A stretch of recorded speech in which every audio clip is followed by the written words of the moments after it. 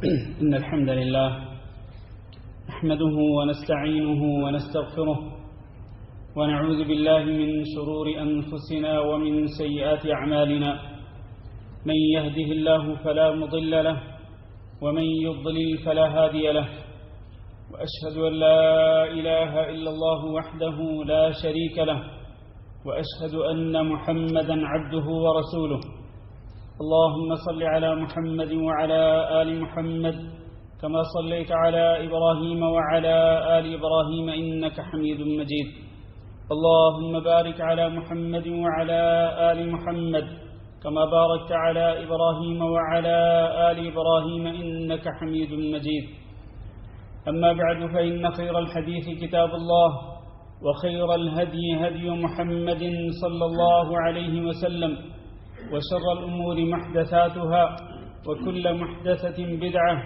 وكل بدعة ضلالة وكل ضلالة في النار أعوذ بالله من الشيطان الرجيم يا أيها الذين آمنوا اتقوا الله حق تقاته ولا تموتن إلا وأنتم مسلمون يا أيها الناس اتقوا ربكم الذي خلقكم من نفس واحدة وخلق منها زوجها وبث منهما رجالا كثيرا ونساء واتقوا الله الذي تساءلون به والأرحام إن الله كان عليكم رقيبا يا أيها الذين آمنوا اتقوا الله وقولوا قولا سديدا يصلح لكم أعمالكم ويغفر لكم ذنوبكم ومن يطع الله ورسوله فقد فاز فوزا عظيما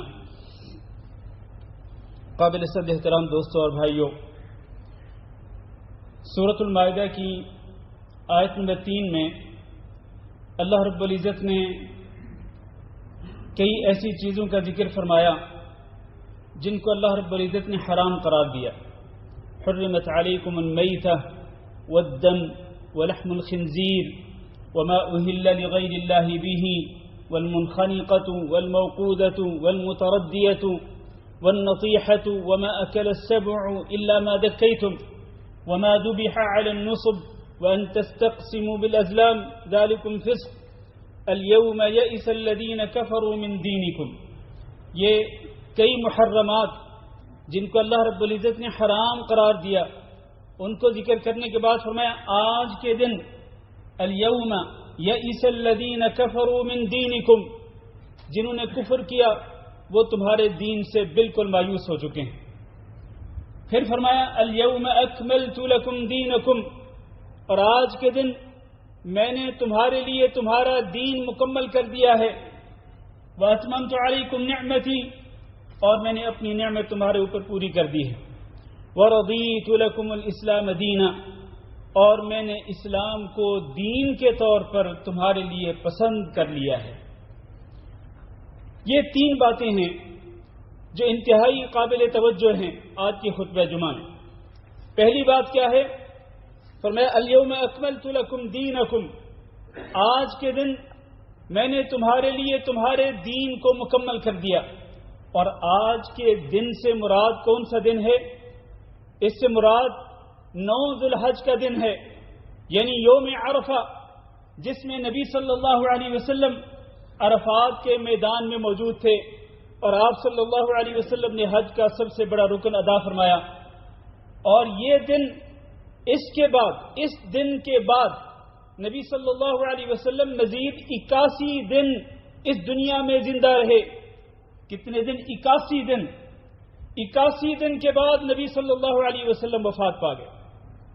گویا کہ نبی صلی اللہ علیہ وسلم کی جو 63 سالہ زندگی تھی، اس زندگی کے بالکل آخر میں یہ آیت نازل ہوتی ہے، اور تب نازل ہوتی ہے جب نبی صلی اللہ علیہ وسلم میدان عرفات میں ہیں۔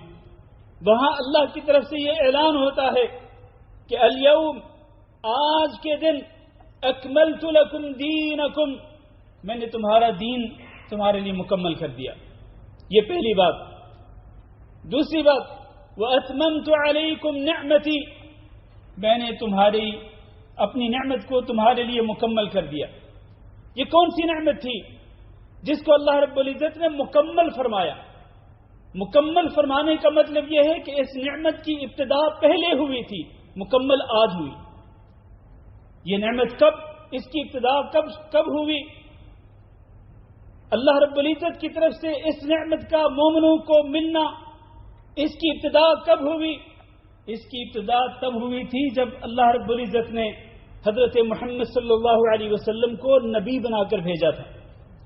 جب آپ کو مبعوث کیا تھا، نبوت اور رسالت کے منصب پہ فائز کیا تھا، اللہ تعالیٰ نے اس نعمت کا اور اس احسان کا بھی ذکر فرمایا قرآن مجید کے اندر. فرمایا لقد من اللہ علی المؤمنین اذ بعث فیہم رسولا من انفسہم. اللہ تعالیٰ نے مومنوں پر بہت بڑا احسان کیا کہ اس نے انہی میں سے ایک شخص کو نبی بنا کر کے بھیج دیا، اور وہ ہے محمد صلی اللہ علیہ وسلم. ان کا کام کیا ہے؟ یتلو علیہم آیاتہ، یہ ان کو اللہ رب العزت کی آیات پڑھ کر سناتے ہیں. ویزکیہم، اور ان کا تزکیہ کرتے ہیں، یعنی ان کو ایسے ایسے اعمال بتلاتے ہیں کہ جن کے ذریعے ان کا تزکیہ ہوتا ہے، ان کی تطہیر ہوتی ہے، یہ پاک ہوتے ہیں، اپنے دل کی بیماریوں سے بھی پاک ہوتے ہیں، حسد، کینے، بغض اور نفرت سے بھی پاک ہوتے ہیں، اور ان کے دلوں کے اندر محبت پیدا ہوتی ہے، اور اسی طرح کفر اور شرک کی غلطیوں سے بھی پاک ہوتے ہیں. یزکیہم، یہ نبی آیا، اس نبی کے ذریعے اللہ رب العزت نے مومنوں کو پاک کیا. وَيُعَلِّمُهُمُ الْكِتَابَ وَالْحِكْمَةَ، اور یہ نبی ان کو کتاب بھی سکھلاتا ہے، یعنی کتاب اللہ کی، قرآن مجید کی تعلیم بھی دیتا ہے، اور حکمت کی باتیں بھی بتلاتا ہے. اور حکمت کی باتوں سے مراد نبی صلی اللہ علیہ وسلم کی اپنی احادیث مبارکہ ہیں. تو یہ اللہ رب العزت کی نعمت کی ابتدا تھی. وَإِن كَانُوا مِن قَبْلُ لَفِي ضَلَالٍ مُبِينٍ، یہ مومن جب اس نعمت کی ابتدا ہوئی تو اس سے پہلے مومن کھلی گمراہی کے اندر تھے. کھلی گمراہی کے اندر شرک بھی کرتے تھے، بتوں کے سامنے اپنے آپ کو جھکاتے تھے، اور بتوں کو حاجت روا اور مشکل کشا بھی سمجھتے تھے، اور بتوں کے سامنے نذر و نیاز بھی پیش کرتے تھے، کفر بھی کرتے تھے، جادو ٹونا بھی کرتے تھے، اور اسی طرح عورتوں پہ ظلم بھی کیا کرتے تھے، اپنے غلاموں کو بھی ظلم کا نشانہ بناتے تھے. اور ایک جو مالدار ہوتا وہ غریب کا خون چوستا تھا، غریب کو سود پر قرض دے کر اس پہ ظلم پر ظلم کرتا چلا جاتا. یہ اور اس قسم کی بہت ساری گمراہیاں تھیں جو ان مومنوں کے اندر تھیں. اللہ تعالیٰ نے ان مومنوں پر احسان فرمایا، ان کو اللہ رب العزت نے ان تمام گمراہیوں سے نکال دیا. اس کی ابتدا کہاں سے ہوئی؟ نبی صلی اللہ علیہ وسلم کی بعثت سے ہوئی. اور آج عرفہ کے دن نبی صلی اللہ علیہ وسلم کی نبوت کے 23 سال گزرنے کے بعد آج اللہ رب العزت اعلان کر رہے ہیں کہ اتممت علیکم نعمتی، میں نے اپنی نعمت کو تمہارے اوپر پورا کر دیا، میں نے تمہیں گمراہی سے نکال دیا، میں نے تمہیں کفر اور شرک سے بچا لیا، کفر اور شرک کا میں نے خاتمہ کر دیا. جو معاشرے کے اندر ظلم ہو رہے تھے میں نے اس ظلم کا خاتمہ کر دیا، میں نے تمہیں انصاف کے راستے پہ لگا دیا ہے. آج میں نے تمہارے اوپر اپنی نعمت کو مکمل کر دیا. کاش کہ ہم بھی اس نعمت کی قدر و قیمت کو پہچانیں، کاش کہ ہم اس نعمت کی عظمت اور اس کی شان کو پہچان سکیں. یہ اس آیت کے اندر دوسری بات. پھر تیسری بات اللہ نے فرمایا وَرَضِيتُ لَكُمُ الْإِسْلَامَ دِينًا، میں نے تمہارے لیے اسلام کو بطور دین پسند کر لیا. اسلام کو بطور دین پسند کر لیا. گویا کہ اللہ رب العزت کا پسندیدہ ترین دین کیا ہے؟ پسندیدہ ترین، سب سے زیادہ پسندیدہ دین اللہ رب العزت کا وہ اسلام ہے. ان الدین عند اللہ اسلام، اللہ کے ہاں دین برحق سچا دین تو ہے ہی اسلام. اللہ رب العزت نے تمام انبیاء کرام علیہ السلام کو، جن کی ابتدا حضرت آدم علیہ السلام سے ہوئی اور ان کی انتہا حضرت محمد صلی اللہ علیہ وسلم پر ہوئی، ان تمام کے تمام انبیاء کرام علیہ السلام کو اللہ رب العزت نے ایک ہی دین دے کر کے بھیجا، اور وہ دین تھا دین اسلام. اور لہذا جب یہ دین اللہ رب العزت کو پسندیدہ دین ہے تو پھر ہر شخص کو اسی دین کو ہی پسند کرنا چاہیے. ہر شخص کے نزدیک پسندیدہ دین یہی دین ہی ہونا چاہیے. فلا تموتن الا وانتم مسلمون، اے مسلمانوں جنہوں نے اسلام کو اپنے گلے کا ہار بنا لیا ہے، تم اس اسلام سے اس قدر چمٹ جاؤ، اس کو اتنی مضبوطی سے تھام لو کہ تمہاری موت آئے تو اسلام کی حالت میں آئے۔ لا تموتن الا وانتم مسلمون، اسلام کی حالت میں تمہاری موت آئے۔ اس قدر تمہاری عقیدت ہونی چاہیے اس دین کے ساتھ، اس قدر لگاؤ ہونا چاہیے اس دین کے ساتھ کہ زندگی کے آخری سانس تک بھی تم اس سے چمٹے رہو۔ اور صرف نام کے نہیں، نام کے مسلمان نہیں بننا، بلکہ یا ایھا الذین آمنوا ادخلوا فی السلم کافہ، اے ایمان والو تم اسلام کے اندر پورے کے پورے داخل ہو جاؤ، اپنے عقیدے کو اسلام کے مطابق بناؤ، اپنی شریعت کو، اپنے دین کے احکامات کو دین اسلام کے احکامات کے مطابق بناؤ، اور اپنی معاشرت اسلام کے مطابق بناؤ، اپنی معیشت اسلام کے مطابق بناؤ۔ آپ کے جو لین دین کے معاملات ہیں ان تمام کے تمام معاملات کو اسلام کے مطابق بناؤ، اپنا اخلاق اور کردار اسلام کے مطابق بناؤ، اپنی ساری کی ساری عبادات اسلام کے مطابق ادا کرو۔ ادخلوا فی السلم کافہ، اسلام کے اندر پورے کے پورے داخل ہو جاؤ۔ میرے بھائیوں، یہ جو دین ہے یہ اس قدر سچا دین ہے کہ اللہ تعالیٰ نے اس کے بارے میں قرآن مجید میں ارشاد فرمایا وَمَن يَبْتَغِي غَيْرَ الْإِسْلَامِ دِينًا فَلَن يُقْبَلَ مِنْهُ وَهُوَ فِي الْآخِرَةِ مِنَ الْخَاسِرِينَ، جو شخص بھی اس دین اسلام کو چھوڑ کر کسی اور دین کا پیروکار ہوگا تو اس سے ہرگز قبول نہیں کیا جائے گا۔ وَهُوَ فِي الْآخِرَةِ مِنَ الْخَاسِرِينَ، اور آخرت میں تو یقینی طور پر خسارہ پانے والے لوگوں میں ہوگا، اس کو نقصان ہی نقصان ہوگا، اس لیے کہ اس نے دین اسلام کو اپنا پسندیدہ دین نہیں بنایا، اس نے کسی اور دین کی پیروی کی۔ اللہ تعالیٰ سے دعا کرتے ہیں اللہ ہم سب کو اس دین پر ثابت قدمی نصیب فرمائے، اللہ ہمیں اس دین پر استقامت نصیب فرمائے، ہماری موت آئے تو اسی دین اسلام کی حالت میں آئے۔ میرے عزیز بھائیوں، یہ جو آیت ہے جس میں یہ 3 باتیں ذکر کی گئی ہیں، اس آیت کے نزول کے بعد یہود حضرت عمر بن خطاب رضی اللہ تعالیٰ عنہ کے پاس آئے اور کہنے لگے تم لوگوں پر ایک ایسی آیت نازل ہوئی ہے کہ اگر وہ آیت ہمارے اوپر نازل ہوئی ہوتی تو ہم نے اس دن کو، جس دن یہ نازل ہوتی، عید کا دن منایا ہوتا۔ عمر بن خطاب رضی اللہ تعالیٰ نے پوچھا کہ وہ کون سی آیت؟ اس یہودیوں نے بتلایا کہ وہ یہ آیت ہے الیوم اکملت لکم دینکم واتممت علیکم نعمتی ورضیت لکم الاسلام دینا۔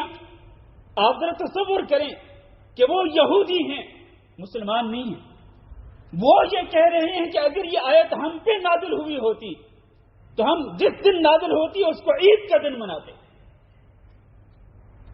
گویا کہ انہیں بھی اندازہ ہو گیا تھا کہ اس آیت میں جو بات ذکر کی گئی وہ بات کتنی بڑی ہے، کتنی عظیم الشان بات ہے کہ میں نے تمہارے لیے تمہارا دین مکمل کر دیا، یہ بہت بڑی بات ہے۔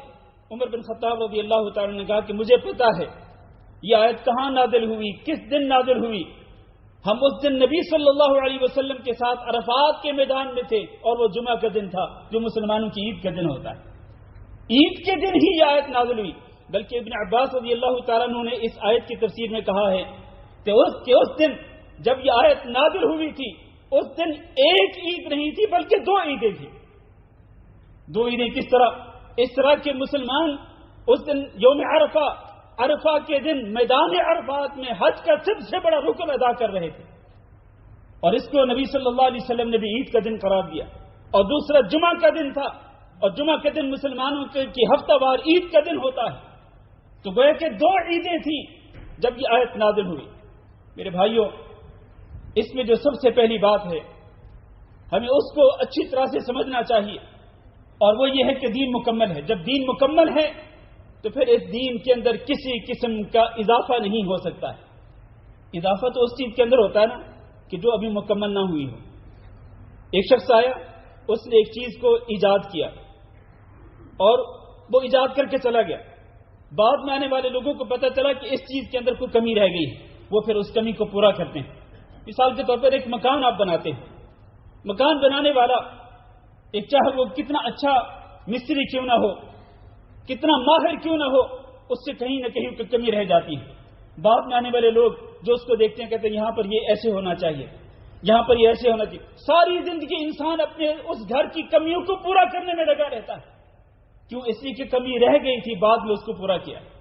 لیکن یہ جو دین ہے، دین تو مکمل ہو چکا ہے، اس میں کسی قسم کا نقص ہے ہی نہیں، کسی قسم کی کمی ہے ہی نہیں. لہذا جب اس کے اندر کسی قسم کا نقص نہیں ہے تو پھر اس کو پورا کرنے والی بات ہی ختم ہو گئی. لہذا اس کے اندر کسی قسم کا اضافہ نہیں کیا جا سکتا ہے، اور نہ ہی اس دین سے کسی چیز کو کم کیا جا سکتا ہے، نہ کسی چیز کو ایڈ کیا جا سکتا ہے، نہ کسی چیز کو کم کیا جا سکتا ہے. ہر قسم کی کمی بیشی دین اسلام کے اندر ممنوع ہے اور حرام ہے. اسی لیے نبی صلی اللہ علیہ وسلم نے ارشاد فرمایا من احدث فی امرنا هذا ما ليس منه فهو رد. جو شخص بھی ہمارے دین کے معاملے میں کوئی نیا کام ایجاد کرے گا وہ مردود ہے، وہ قابل قبول نہیں ہے. ایک اور روایت میں فرمایا من عمل عملا ليس عليه امرنا فهو رد. جس نے ایسا عمل کیا کہ جس پر ہمارا امر نہیں ہے، یعنی قرآن اور حدیث کے اندر اس کا کوئی حکم نہیں، اس کی کوئی ترغیب نہیں، جو شخص بھی ایسا کوئی عمل کرے گا فهو مردود، تو وہ اس کے منہ پہ مار دیا جائے گا، وہ قابل قبول نہیں ہوگا. آج کار خیر کے نام پہ، نیک کاموں کے نام پہ لوگوں نے دین کے اندر بہت سارے کاموں کو ایجاد کر لیا ہے، اور پھر جب ان سے بات ہوتی ہے کہتے ہیں کیا حرج ہے اس سے کون سی ممانعت ہے، کون سی رکاوٹ ہے، آپ بتلائیں. پھر ہم سے ثبوت مانگتے ہیں، کہتے ہیں جی دکھائیں آپ قرآن میں کہاں منع کیا گیا ہے اور حدیث میں کہاں اس سے منع کیا گیا. میرے بھائیوں یہ مطالبہ ہی غلط ہے کہ یہ دکھائیں کہ اس سے کہاں روکا گیا، ورنہ اگر یہ مطالبہ درست ہوتا تو پھر آپ کو قرآن سے یہ بھی ثابت کرنا پڑے گا کہ مغرب کی آپ 4 رکعت پڑھ سکتے ہیں اور کہیں منع نہیں کیا گیا. کوئی ایک آیت بتلا دیں، کوئی حدیث بتلا دیں جس میں منع کیا گیا کہ آپ مغرب کی 4 رکعت نہیں پڑھ سکتے، اور جہاں منع کیا گیا ہو کہ آپ جمعہ کی 2 رکعت سے زیادہ پڑھنے سے منع کیا گیا، آپ 3 رکعت نہیں پڑھ سکتے، 4 نہیں پڑھ سکتے. کہاں ہے کوئی آیت؟ فجر کی آپ 2 سے زیادہ نہیں پڑھ سکتے، 3 یا 4 نہیں پڑھ سکتے، کہاں ہے منع؟ رکاوٹ کہاں ہے؟ اس سے کہاں منع کیا گیا کہ آپ نماز جنازہ کے اندر رکوع نہیں کر سکتے، کہاں ہے ممانعت؟ اس سے کہاں منع کیا گیا کہ نماز جنازہ کے اندر آپ سجدہ نہیں کر سکتے، کس حدیث کے اندر منع کیا گیا؟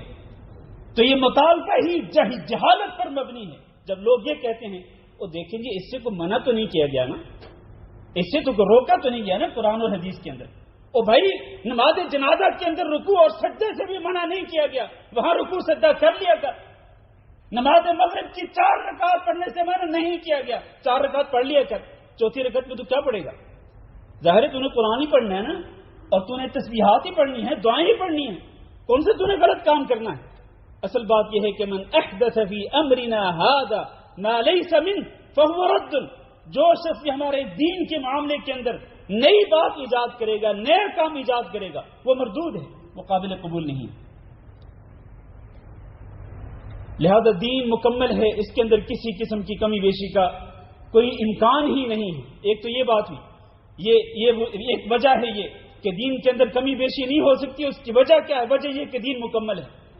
دوسری وجہ یہ ہے کہ نبی صلی اللہ علیہ وسلم نے ہر خیر کے کام کا حکم دے دیا، ہر خیر کے کام کی طرف ترغیب دلا دی، اور وہ نبی صلی اللہ علیہ وسلم اور آپ کے اوپر ایمان لانے والے اولین مسلمان صحابہ کرام وہ سب سے زیادہ شوق رکھتے تھے، سب سے زیادہ رغبت رکھتے تھے، سب سے زیادہ جذبہ اور ولولہ رکھتے تھے. کس چیز کا؟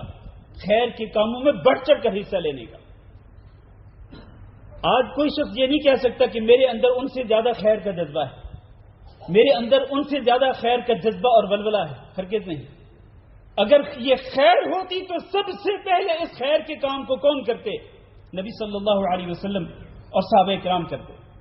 نبی صلی اللہ علیہ وسلم نے ارشاد فرمایا کہ ہر وہ چیز جو تمہیں اللہ کے قریب کر سکتی ہو اور جہنم سے دور کر سکتی ہو اس کا میں نے تمہیں حکم دے دیا ہے، اور ہر وہ چیز جو تمہیں جہنم کے قریب کر سکتی ہو اور تمہیں اللہ تعالی سے دور کر سکتی ہو اس سے میں نے تمہیں منع کر دیا ہے. لہذا دین کے اندر کسی قسم کی کمی بیشی کا کوئی امکان نہیں. اور تیسری اس کی وجہ یہ ہے میرے بھائیوں، اس بات کو اچھی طرح سمجھے ذرا کہ نبی صلی اللہ علیہ وسلم سب سے زیادہ متقی اور سب سے زیادہ پرہیزگار تھے، اور سب سے زیادہ اللہ رب العزت کی خشیت اور اللہ کا خوف رکھنے والے تھے۔ جب ہم یہ بات کہتے ہیں، اور یہ ایک اصولی بات ہے، اس سے کسی کو اختلاف نہیں ہوگا، جب یہ بات کہتے ہیں کہ نبی صلی اللہ علیہ وسلم سب سے زیادہ متقی، سب سے زیادہ پرہیزگار تھے، تو پھر آپ کے بارے میں یہ کیسے سوچا جا سکتا ہے کہ یہ جو خیر کا کام آج کسی نے ایجاد کر دیا، یہ خیر کا کام نبی صلی اللہ علیہ وسلم سے فوت ہو گیا؟ اگر یہ خیر کا کام ہے، اگر واقعتاً یہ دین کے اندر شامل ہے، تو پھر کیا نبی صلی اللہ علیہ وسلم سے یہ خیر کا کام رہ گیا تھا اور صحابہ کرام سے رہ گیا تھا؟ آپ نہ کر سکے اس کو، حالانکہ نبی صلی اللہ علیہ وسلم سب سے زیادہ متقی اور سب سے زیادہ پرہیزگار تھے۔ وہ حدیث جو آپ نے کئی بار سنی ہوگی، نبی صلی اللہ علیہ وسلم کے ازواج مطہرات کے پاس کئی لوگ آئے اور آپ صلی اللہ علیہ وسلم کی رات کی عبادت کے بارے میں سوال کیا، تو ازواج مطہرات نے بتلایا کہ نبی صلی اللہ علیہ وسلم رات کو اتنی عبادت کرتے ہیں۔ تو وہ لوگ کہنے لگے وہ تو اللہ کے رسول ہیں، اگر آپ ساری رات قیام نہ بھی کریں، ساری رات عبادت نہ بھی کریں تو ان کو کیا فرق پڑتا ہے؟ ان میں سے ایک کہنے لگا کہ میں ہمیشہ ساری رات تہجد پڑھوں گا، سوؤں گا نہیں۔ دوسرا کہنے لگا میں ہمیشہ روزے رکھوں گا، کبھی روزے نہیں چھوڑوں گا۔ تیسرا کہنے لگا کہ میں بیوی عورتوں سے شادیاں نہیں کروں گا۔ یہ باتیں نبی صلی اللہ علیہ وسلم تک پہنچی، آپ صلی اللہ علیہ وسلم نے شدید ناراضگی کا اظہار فرمایا، اور آپ باقاعدہ منبر پہ تشریف لائے اور آپ نے کہا ما بال الناس یقولون کذا وکذا، لوگوں کو کیا ہو گیا کہ لوگ اس قسم کی باتیں کر رہے ہیں؟ انا انی اخشاکم للہ واتقاکم للہ، خبردار میں تم میں سب سے زیادہ اللہ رب العزت کا ڈر اور اللہ کی خشیت رکھنے والا ہوں، اور سب سے زیادہ متقی اور پرہیزگار ہوں۔ اور سب سے زیادہ متقی اور پرہیزگار ہو کر بھی میں رات کو سوتا بھی ہوں، تہجد بھی پڑھتا ہوں، میں کبھی روزے رکھتا ہوں، کبھی روزے چھوڑ دیتا ہوں، اور میں عورتوں سے شادی بھی کرتا ہوں۔ پھر نبی صلی اللہ علیہ وسلم نے ایک ضابطہ بیان کر دیا کہ یہ میری زندگی گزارنے کا ایک انداز اور طریقہ ہے، من رغب عن سنتی فلیس منی، جو میری زندگی گزارنے کے اس طریقے سے منہ موڑے گا۔ اور وہ منہ موڑنے والے کیا کہہ رہے تھے؟ وہ یہی کہہ رہے تھے نا کہ ساری رات تہجد پڑھیں گے اور ہمیشہ روزے رکھیں گے اور کبھی عورتوں سے شادیاں نہیں کریں گے، وہ یہی باتیں کر رہے تھے نا۔ یہ دین کے اندر ایک نئی چیز ایجاد کرنے والی بات تھی، نبی صلی اللہ علیہ وسلم سے آگے بڑھ کر عبادت کرنے والی بات تھی۔ تو آپ نے کیا فرمایا؟ میری زندگی گزارنے کا یہ طریقہ ہے، جو اس سے منہ موڑے گا اور مجھ سے آگے بڑھنے کی کوشش کرے گا، اس کا مجھ سے کوئی تعلق نہیں۔ یہ بات مسلمانوں کو سمجھنی چاہیے میرے عزیز بھائی۔ اسلام نے یہ ضابطہ دیا ہے، یہ رول دیا ہے کہ جو چیز بھی قرآن اور حدیث سے ثابت نہیں ہے، اللہ رب العزت کی شریعت سے ثابت نہیں ہے، وہ دین کا حصہ نہیں ہو سکتی ہے۔ امام مالک رحمہ اللہ کے ایک بات ذکر کر کے میں خطبہ ختم کرتا ہوں۔ انہوں نے کہا تھا کہ جو شخص یہ عقیدہ رکھتا ہے، دین کے اندر کوئی نیا کام ایجاد کرتا ہے اور پھر وہ کہتا ہے جی کہ اچھا کام ہے، کوئی برا کام تو نہیں ہے، اس میں کون سی برائی ہے؟ جو شخص کوئی بھی نیا کام ایجاد کر کے یہ کہے کہ یہ ایک بدعت حسنہ ہے، اچھی بدعت ہے، تو گویا کہ وہ یہ عقیدہ رکھتا ہے کہ محمد صلی اللہ علیہ وسلم نے دین اسلام کو لوگوں تک پہنچانے میں نعوذ باللہ خیانت کی تھی۔ اگر دین کے اندر تھی یہ چیز تو نبی صلی اللہ علیہ وسلم نے امت کو کیوں نہیں بتلائی؟ گویا کہ آپ یوں کہہ رہے ہیں کہ نبی صلی اللہ علیہ وسلم نے خیانت کی تھی۔ اور پھر امام مالک نے کہا تھا کہ جو کام اس وقت دین نہیں تھا وہ آج بھی دین نہیں ہو سکتا، وہ قیامت تک دین نہیں ہو سکتا۔ عزیز بھائیو، اللہ کے یہ فرمان اپنے ذہنوں کے اندر رکھیں، الیوم اکملت لکم دینکم واتممت علیکم نعمتی، آج کے دن میں نے اپنا دین، تمہارا دین تمہارے لیے مکمل کر دیا اور اپنی نعمت کو تمہارے اوپر پورا کر دیا، اور دین اسلام کو میں نے تمہارے لیے پسندیدہ دین قرار دے دیا ہے۔ لہذا ہمیں ان تینوں باتوں کو اپنے ذہن میں رکھ کر دین اسلام کا جو صاف شفاف چشمہ ہے قرآن اور حدیث، ہمیں اسی کو مضبوطی سے تھام لینا چاہیے۔ اللہ تعالیٰ سے دعا کرتے ہیں کہ اللہ ہم سب کو اس کی توفیق دے، اور اللہ تعالیٰ ہمیں دین کے اندر نئے کام ایجاد کرنے سے محفوظ رکھے۔ استغفر اللہ لی ولکم ولسائر المسلمین فاستغفروہ انہ هو الغفور الرحیم۔